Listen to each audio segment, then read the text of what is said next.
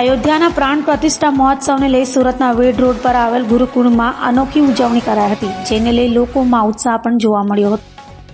22મી જાન્યુઆરીએ અયોધ્યામાં ભગવાન શ્રી રામના ભવ્ય મંદિરની પ્રાણ પ્રતિષ્ઠા થનાર છે, ત્યારે અયોધ્યામાં પ્રાણ પ્રતિષ્ઠા મહોત્સવને લઈ વેડ રોડ પર આવેલ ગુરુકુળમાં માનવ સાંકળથી ધનુષ બાણ તૈયાર કરાયું હતું।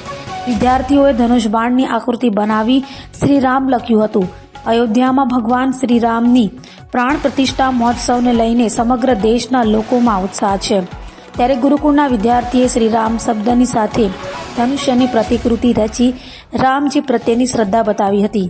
તો સાથે આ કાર્યક્રમમાં અન્ય ભક્તો પણ ઉમટી પડ્યા હતા અને ભગવાન શ્રી રામ પ્રત્યે પોતાનો પ્રેમ વ્યક્ત કર્યો હતો।